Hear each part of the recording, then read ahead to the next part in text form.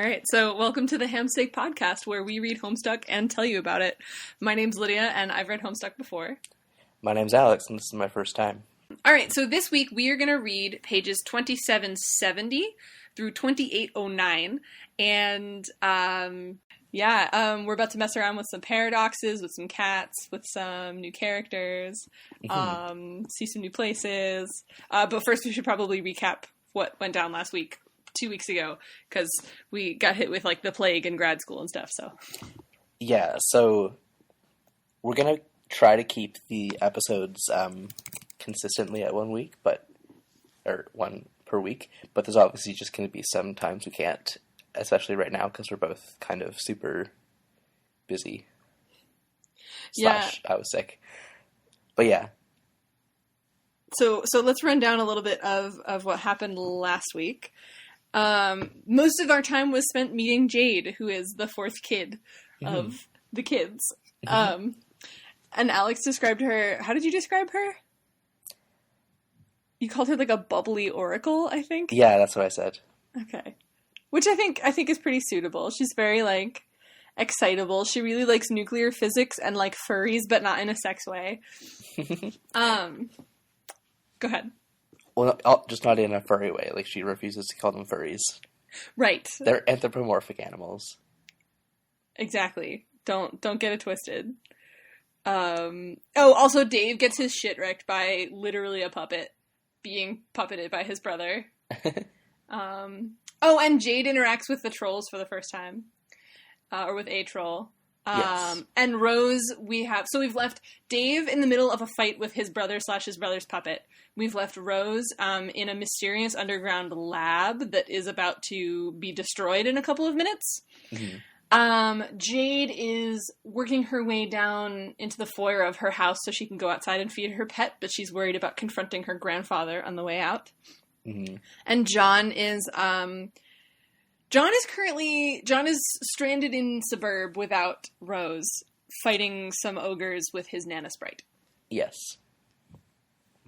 That is a good summary. Thank you. I'm looking at the show notes from last week. Could not have done that off the cuff. Nice. All right, so we start with a really confusing panel. I didn't understand what was going on here. What do you mean? Like, we see a sideways countdown somewhere in the future, and I just didn't parse what this meant. It's a story file. Oh, what? Did you click on the link to the story Oh, file? I totally missed that. Oh, that explains a lot. Because when Peregrine Mendicant... oh, yeah, it's a blue link. There you go. When Peregrine Mendicant showed up later in the reading, I was like, where is she? What's the heck's going on? But no, okay, so in the story file that I'm reading for the first time right now, it's a hot take. So, Peregrine Mendicant, we left in this desert wasteland in the future, beside this bomb-shaped metallic thing that dropped from a tree.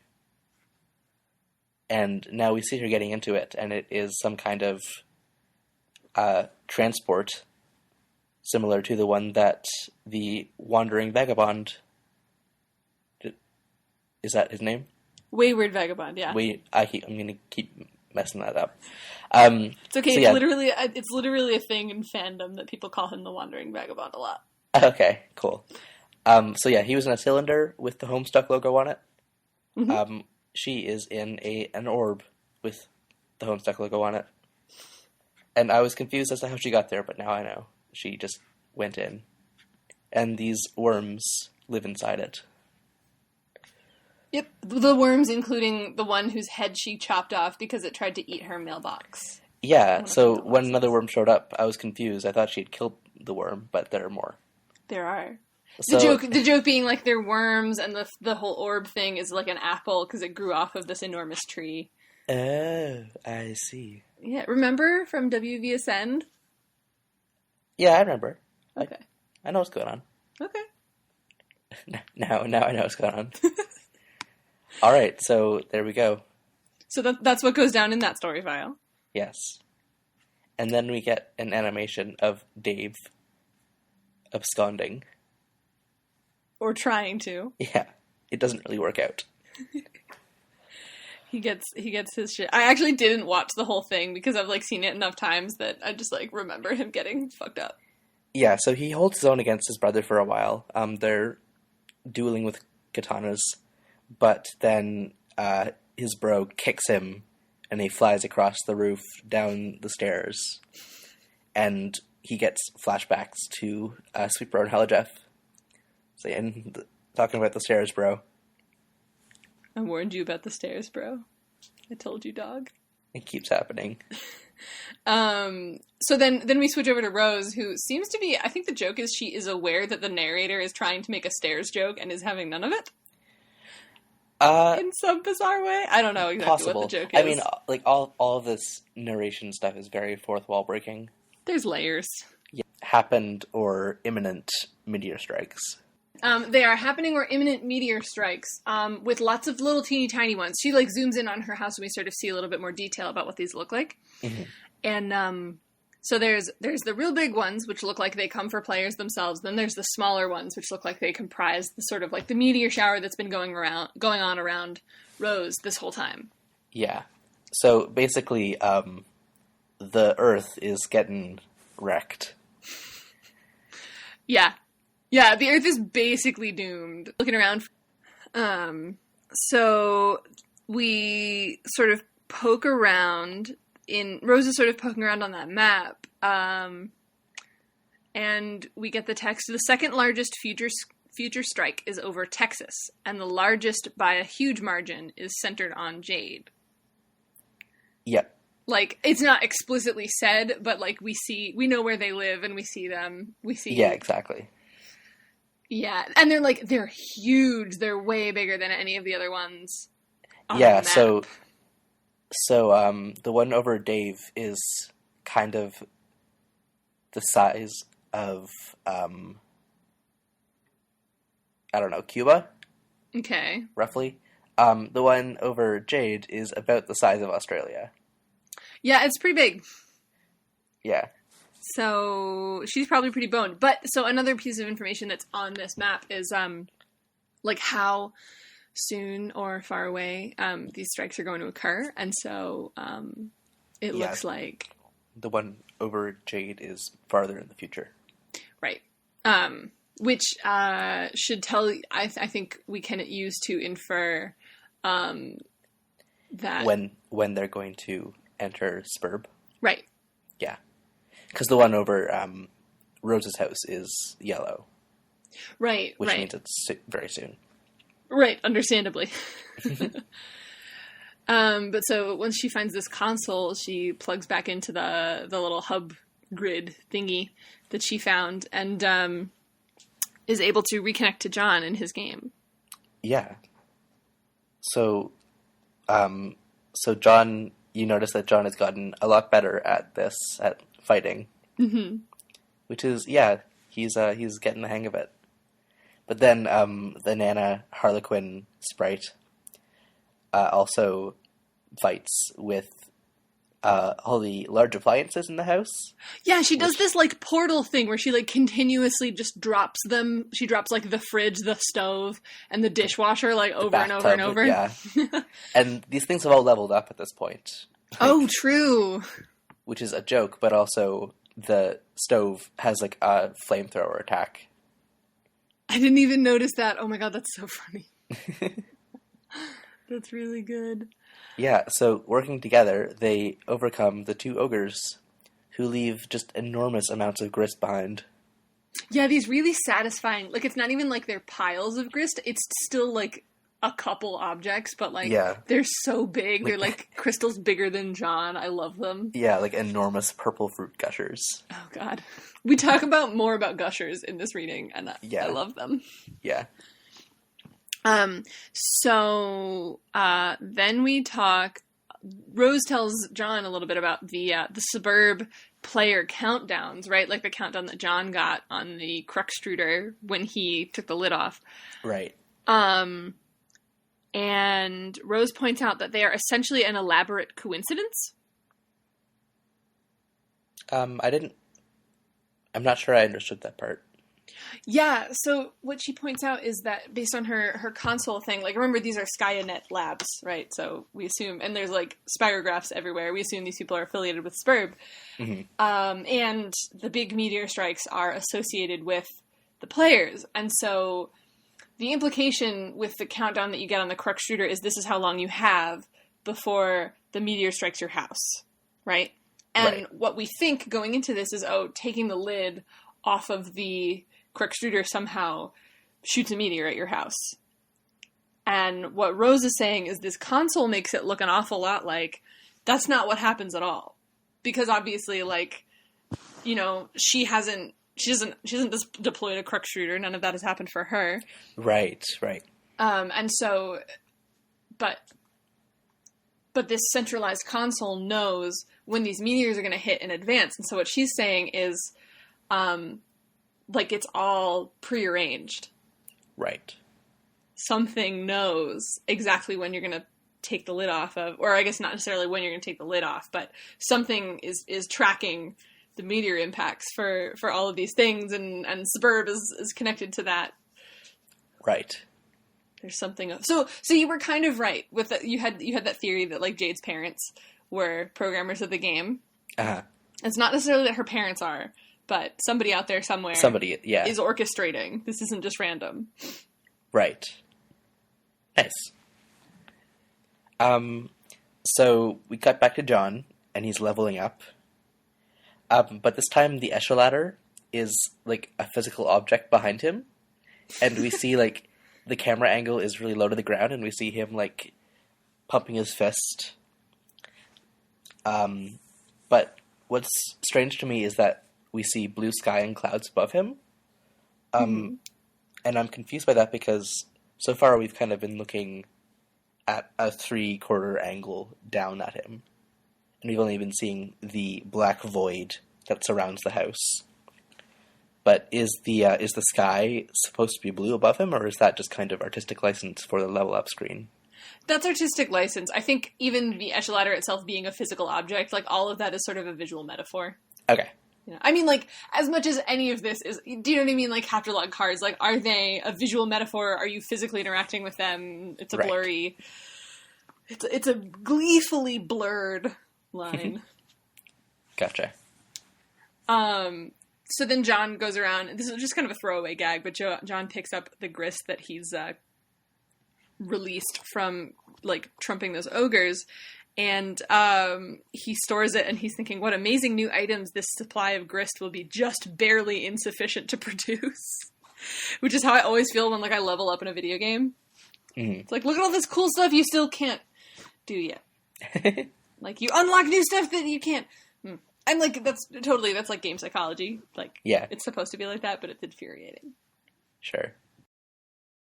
So then he makes a really weird crack about Hussey, not John.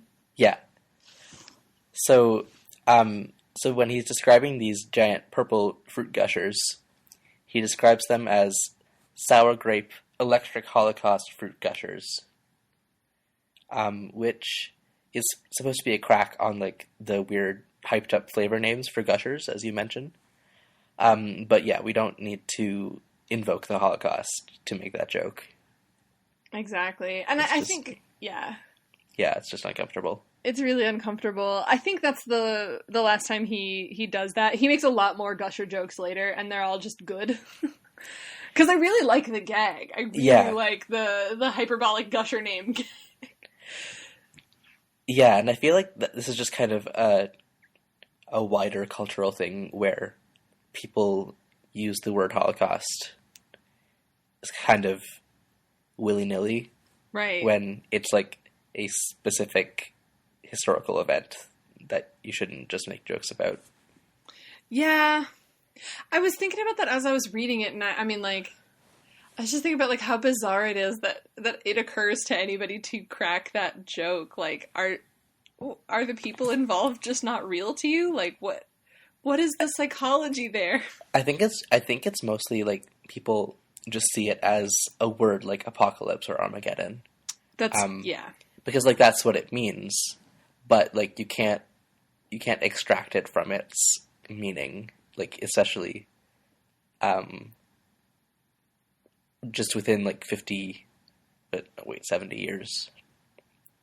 Yeah, literally, it has not been that long. Like, yeah, not that it'll ever be okay, but, like, it just, Yeah. Anyway, it just, I don't know, it, like, harshes me when, like, I'm, like, reading this comic, like, have a good time, and then it's like... Yeah, exactly. I wish he wouldn't. But then we get an endearing dialogue between, John and Nana Sprite on the next page. Mm-hmm.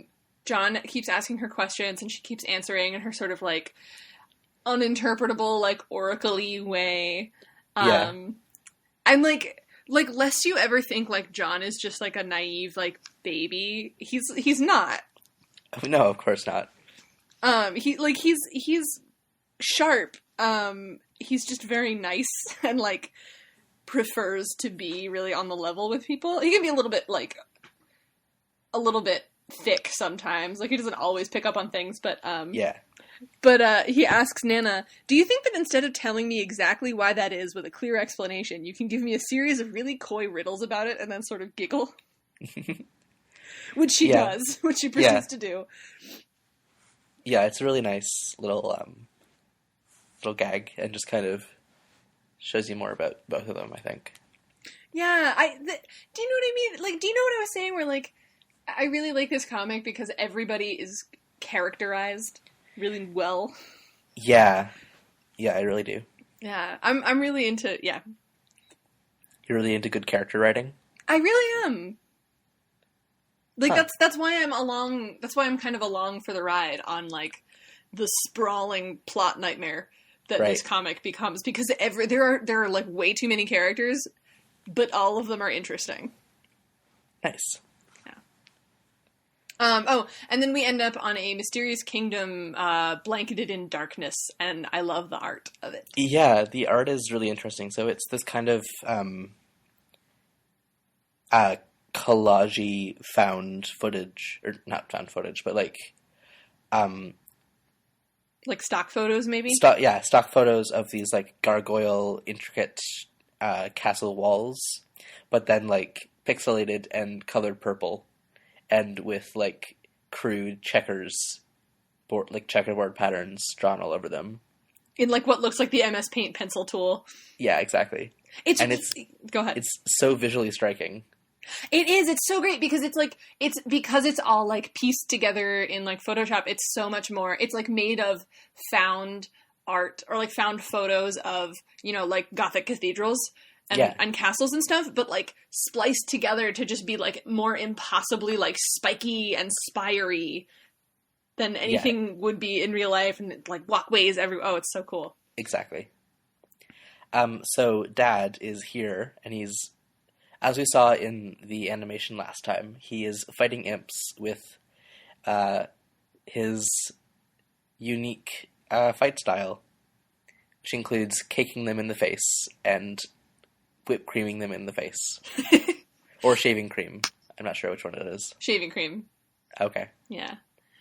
And also punching them out windows in really beautifully laid out, like, old school panel-to-panel video gags. Yeah. We get a rare 2-panel page, and it's just, like, John's dad, like, rearing back, and this imp with just, like, a resigned, like, sad face on.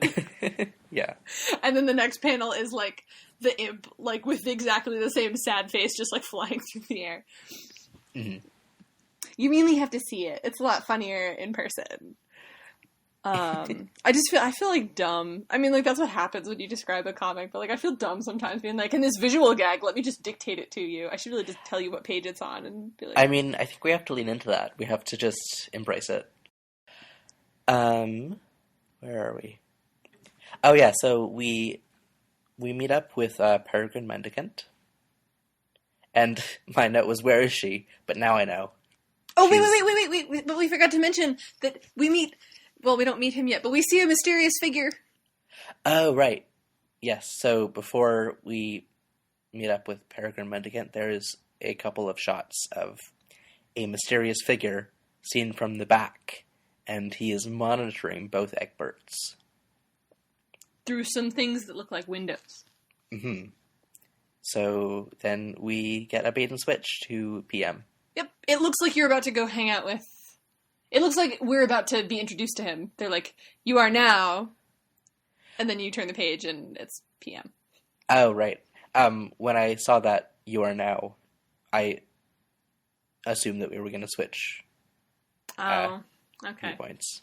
The narrative, man, the point of view structuring of this comic is just too complicated. Yeah, it really does. Like when I'm writing the notes, and I have this page, Rose does this thing, and then on the next page, John's doing this thing. Like, wait a second, like where's the transition? There's no transitions ever. Or when there are, they're like obtuse on purpose. They really are, and so that's really. Can we talk about that for a little bit? Sure. I think that's so interesting. Like the way I had never really even thought about that, but like the way that we cut like super briskly between all of these perspectives, like briskly and sometimes even deliberately misleadingly. Yeah. It's definitely a very distinct part of the comic. I don't know if I've ever seen something do the same kind of thing, but at the same time, it's not like hard to follow. Like it doesn't feel unnatural. Yeah, I wonder if that's because it's a textual medium instead of like a video medium. You know what I mean? Like you consume it at your own pace. I guess, but like if I was reading a book and like one paragraph was from one perspective and the next was from a different perspective, that would still be confusing. I mean, you have read A Song of Ice and Fire, right? Right, but those are like each chapter establishes the narrator. That's true. That's true, as opposed to... Well, I mean, like, when we transition here, you have either visual cues or textual cues that establish who no, is right. the point of view. I just mean, it's like, it's so snappy. Like, it just... It can just be for one page. That's very true. Yeah. So that was... What I was thinking about was, like, I think that's really interesting, and I wonder if that would... Because older people don't read this comic. Understandably, because they don't have any fucking time to invest in something like this. But there's so few older fans of this, and I wonder if part of that might not be that the structure is just unpalatable. Yeah. I mean, I think that might be the case for a lot of people, but I also, and maybe it's just because we, as the millennials, are so, no shade on us, I guess, but we do have like weirdly structured attention spans. Yeah. And I wonder if that just like this that makes this more palatable for us. Like it's not that strange, like we can follow, or if it's just easier to follow if you are trying. I don't know. It's easier to follow if you are trying. Yeah, I don't. That was a bad end to that sentence. It's easier to follow because, like, we're investing in this because we're about to relay it to other people? Yes. Okay. Well, I don't know. I mean, I found it absolutely intuitive to follow every time I've read it before. Just, like, blazing through it at my own speed. Okay. That's not what I meant. Okay. But it doesn't matter. Yeah, I do think that part of it is, it's like we're native to fast switches like that more than we are to any other kind of transition. I think it would almost feel clunky if there were deliberate transitions, you know? Yes, for sure.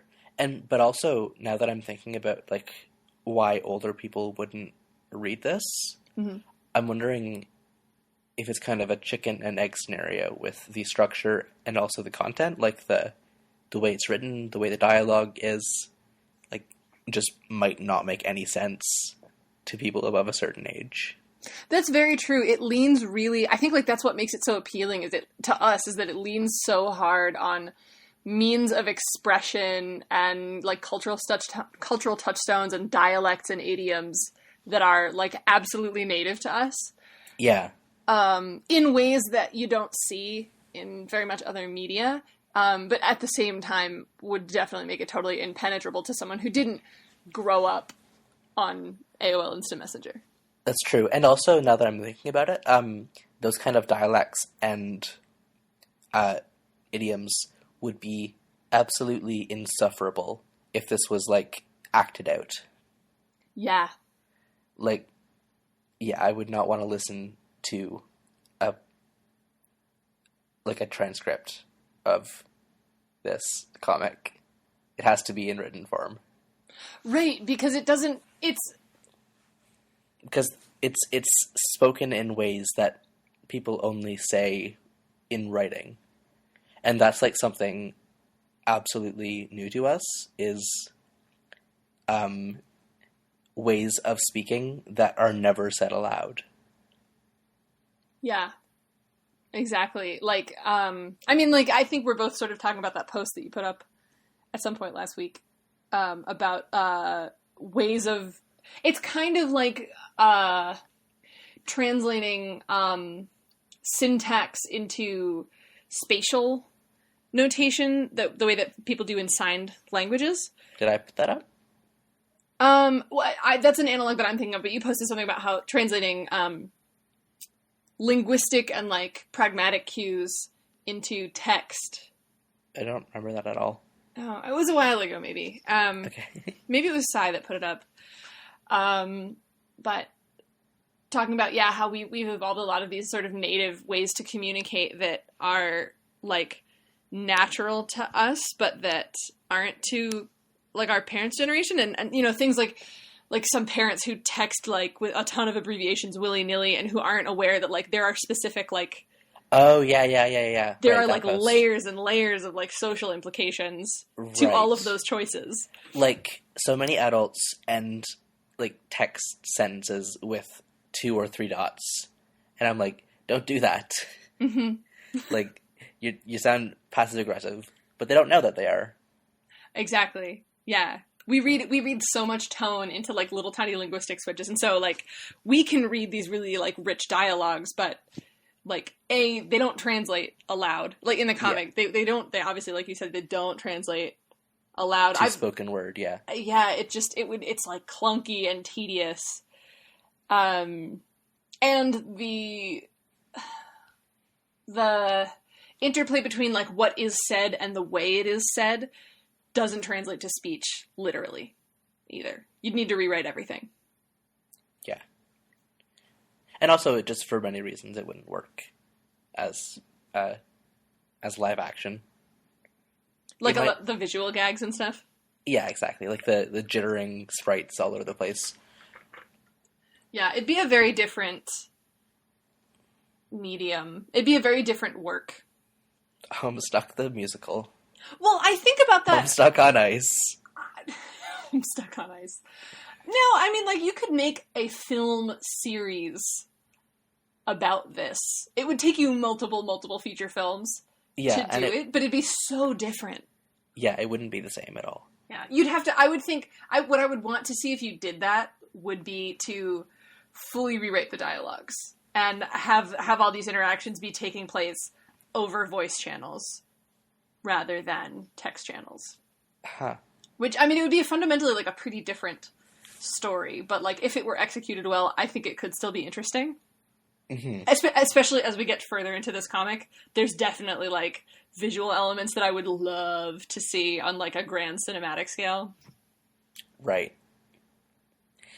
Yeah, anyway, I think we've gone a bit off track. It's okay, there's not a lot to talk about this week. Yeah, but that linguistic stuff was really interesting. Mm-hmm. And yeah, I forgot about that completely. Yeah. It's okay, I forget my own name sometimes. It's Lidio Pazonga. Yep, that's what it is. I'm going to publish my first conference paper under that pseudonym. And that's just how I will be from now on. Lidio Pazonga. All right. So anyway, PM also has one of those barcodes, right? Yes, on her forearm. Right. And that's pretty much it. We just basically see her in, what is she doing? She's, so we find out that her mission is to deliver a letter, like an extremely old, yellowed, kind of torn letter. Mm-hmm. And that's why she has all these mailboxes. And I assume that the person who the letter is for is long dead. And she can't find his house in this wasteland. Yeah, I mean, I think the implication is that she's got multiple letters and she's just out looking for Right. any of the recipients. Which is, it's really interesting, like, she's kind of, what's the word? What are the words? She's, like, carrying out this ritualized version of being a postal worker, where, like, she has mythologized, like, the mail system, and is attempting to keep it alive, but none of these people, I assume, are still alive, and also their houses are under, like, 100 feet of sand. Yeah, you're not wrong. So two things I want to build off of with that. One is that we are going to see a parallel to that phenomenon with someone else, and it makes so do you kind of understand her origin? Because you should, but I think we went over it the last time we talked about this. Well, you hadn't gotten there yet. She's the same species as Wayward Vagabond, right? Right, with copious checkerboard imagery. Correct, and some chess imagery thrown in there.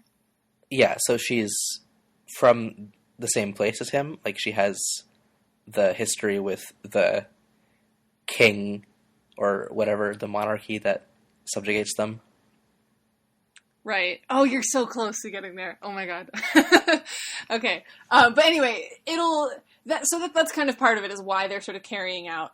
Do you know what I mean? Like, they're sort of pawns, and so they're... Yeah. It makes sense that they latch on to tasks like this and, like, really run with it. Oh, yeah, I see what you mean.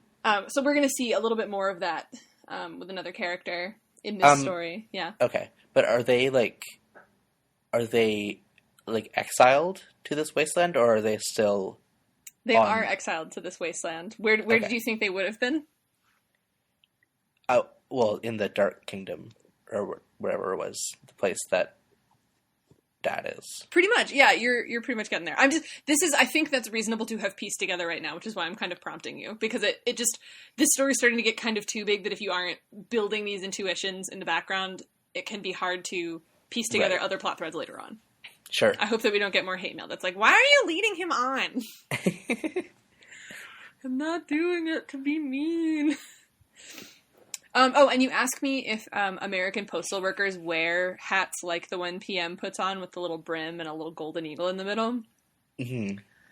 I think they do, at least in places. I mean, I don't. Do Canadian postal workers wear uniforms? Yeah, it's like a blue shirt or not even like an off-white shirt and maybe blue pants. Okay, that's what they wear here too, or like shorts in the summer. But yeah, I think some places they do still wear the hats. I know that in the past they definitely did used to. Right. I guess. Yeah, I guess it wouldn't.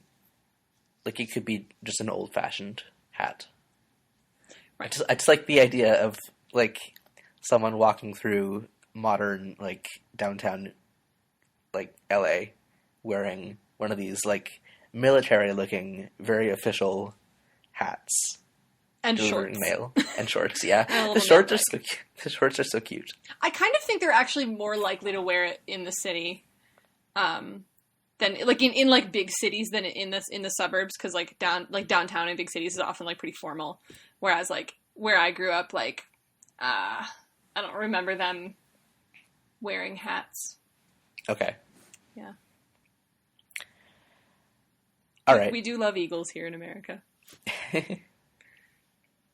Understandably. So in this orb that PM is in, she has the same kind of terminal that WV had in his cylinder. So it has the 4 screens and a Mac keyboard, and on it she can see Jade. She can. And except she tries to view her, and we get this, like, green and yellow, like, crackling energy. Mm-hmm. Very quickly comes out and, like, covers the whole terminal and then blows it out of the side of the orb. Well, she tries to She tries to, like, type something out to contact Jade. Right. And then Jade seems to get, like, a really confused face. Yeah. And, like, she's also, it seems like, surrounded by green energy. Right. So yeah, then that energy on PM's side just kind of short circuits the entire console and blows up part of the orb. Whoops. Which also blows out some of her mailboxes. Except one of the worm thingies catches it and brings it back to her, and PM gets a little heart over She gets a little gray heart above her head. I love post-apocalyptic unlikely friendships. Well, have you heard of Mad Max Fury Road? Mad Max Furry Road. Oops, I didn't mean to say that. So we cut to Rose, who has a countdown telling her how long it's going to take for a meteor to destroy this lab, presumably with her in it. Mm-hmm. She is thinking about the tea set.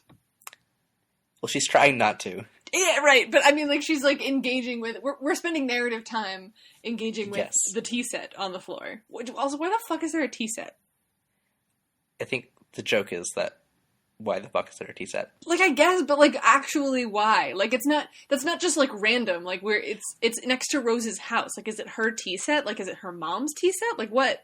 I read it as someone like had their daughter living in this lab with them.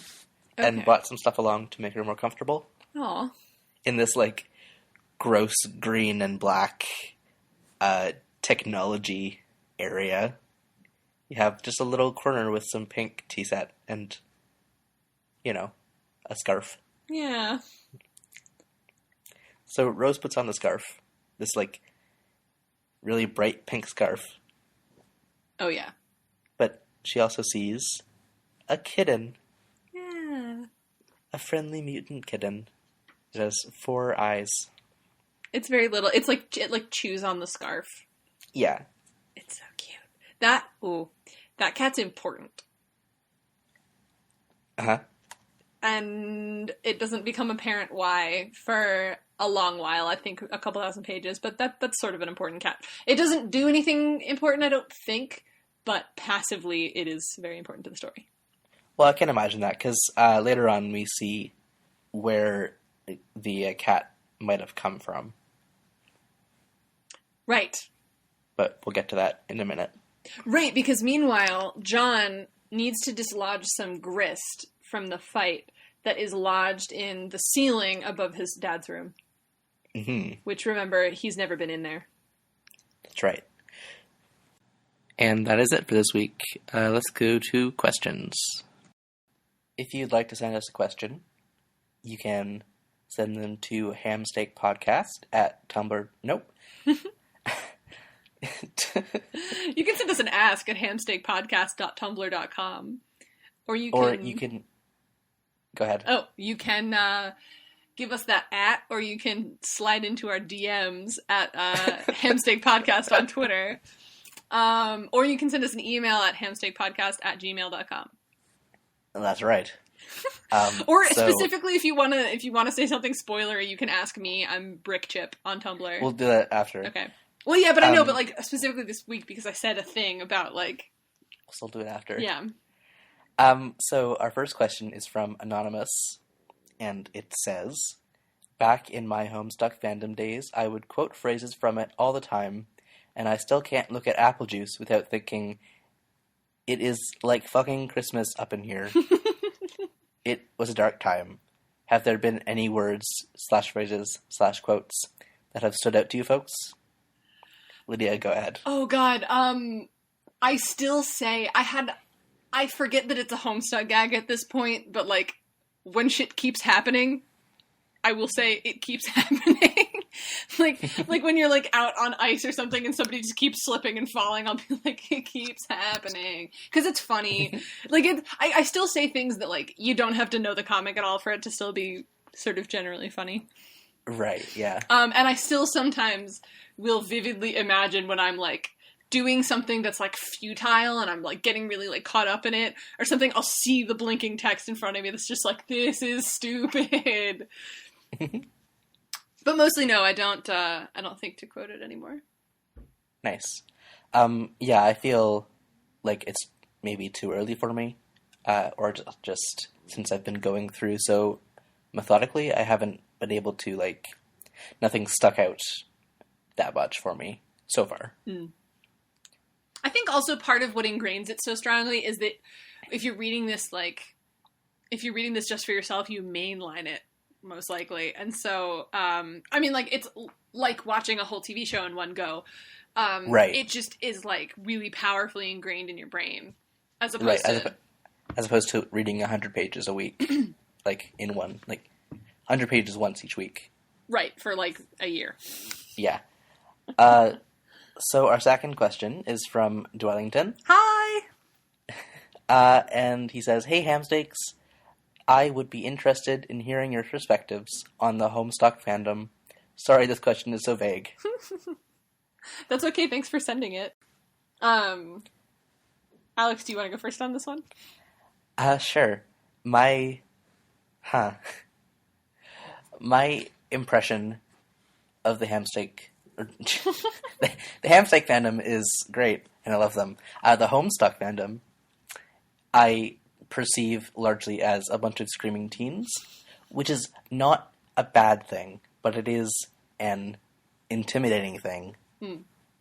And it can, and for many people has, led to disinterest in trying the media out for itself when your main exposure to it is a bunch of screaming teens. That about sums it up. That's a lot of it. That about sums up especially how it appears to outsiders. So I sort of spent some time on the periphery of fandom. I don't create fan works at all, but I followed like, like Roach Patrol and them. Oh yeah, totally. You know Roach Patrol? No. Okay. I don't know. They're like very well known in a lot of circles. And they left the Homestuck fandom, but I don't know. The fandom amazes me in the quality of some of the fan work that it produces, because it produces incredibly high quality stories. The main thing is that it's because of the way it's set up, and we'll see sort of more of that later on. There's lots of ways to there's different sort of permutations or like ways to, like, if we change just one thing, what would that universe look like? And so people will take people create enormous, like, sprawling alternate universes with this that are, like, really well thought out and, like, really interesting. Huh. Yeah. So on the one hand, I think that it like, I guess sort of to counteract, like, I do also find it really off-putting, and I don't like to be there, anymore. And a lot of the people who were doing a lot of the really great work have kind of moved on. Yeah. I'd imagine. Cause yeah, unfortunately the project has lost a lot of its momentum because it's just dragged on so long.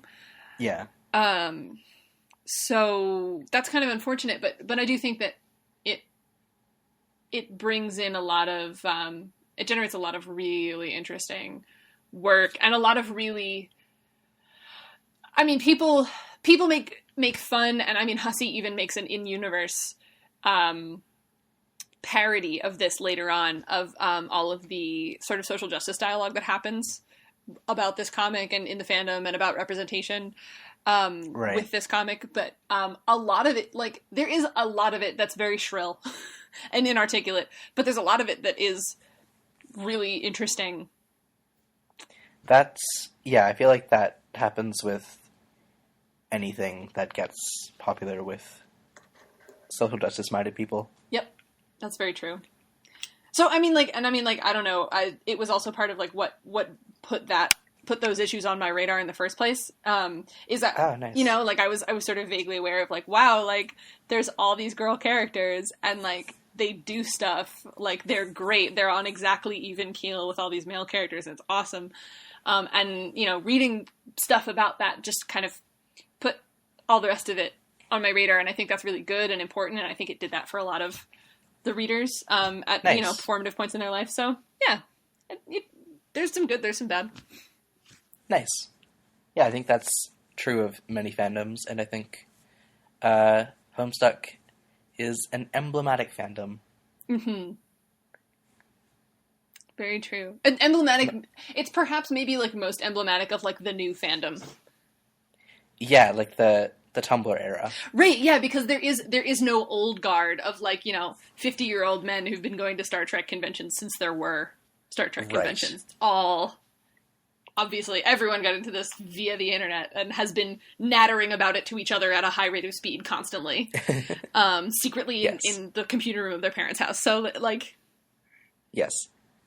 Also, I guess like the immediate image that came up when I was thinking of my perspective of the Homestuck fandom is obviously like the the con pictures of 20 troll cosplays and just like the amount that I didn't understand that and still don't, because I still haven't met any trolls, was so impressively large that I was like, I have no reference point for why these people are gray and have horns and are all together. And so for a long time I just was not interested. Yeah, it becomes off-putting in how intense people are into this massive thing that's like, it is itself a huge barrier of entry, and then the degree of intensity of the fandom I feel like can be off-putting as well. Yeah. That's true. A lot of people, oh my god, everybody has seen those photos of just kids in gray body paint. Yeah. And stuff. Because like when you're cosplaying a troll, you look really intense. And if there's a score of you, that's really intimidating to the outsider. Or the insider.